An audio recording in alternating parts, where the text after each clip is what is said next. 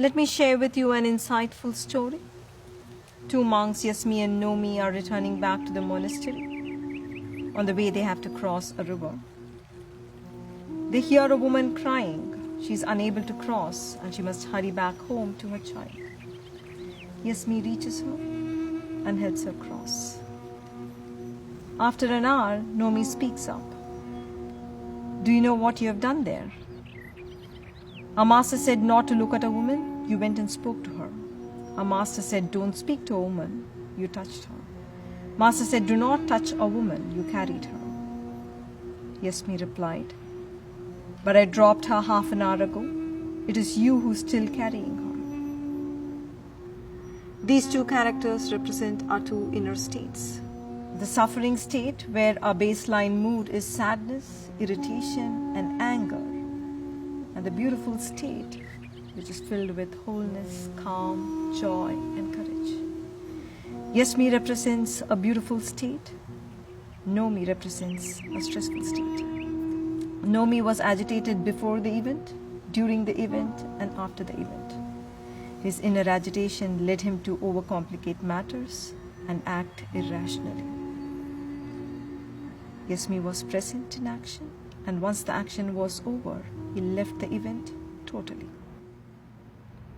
There are only two states in which any human being on this planet lives. Whether you are a Christian, Muslim, Hindu, Buddhist, anyone in this world, we only experience life from two states. One is a suffering state, the other is a beautiful state. Now in suffering states, you are experiencing your relationships or whatever you're doing from stressful states. You are anxious, you are stressed, you are in anger, you are in fear. So suffering states are clearly states that destroys your inner world and in turn affects your external world. What do we usually do when you get into stress? You indulge in stress and live in those stressful states for very long periods of time. Or you distract yourself. You distract yourself through entertainment and sometimes through addictions.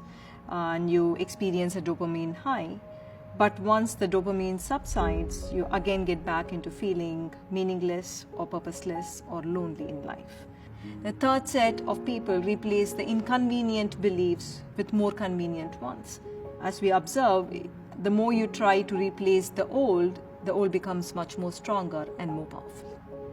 Whereas on the other hand, beautiful state are states where you experience love, joy, connection, and you are also very, very clear about what you want to do with your life. This journey is not limited to a spiritual seeker. This journey is for anyone and everyone who wants to live a beautiful life. It is unfortunate that our society, our education system, our parents have not brought attention to our inner state. They never felt it was important to live in a beautiful state. That has not been part of the education. It is all about showing, about achievement, about having things and people. It's about position. But very little effort or very little attention has been brought to how we feel. As we move past life, as we move past the experiences of rejection, of loss, of separation, and as we move through suffering, we really do not know what to do with that suffering state.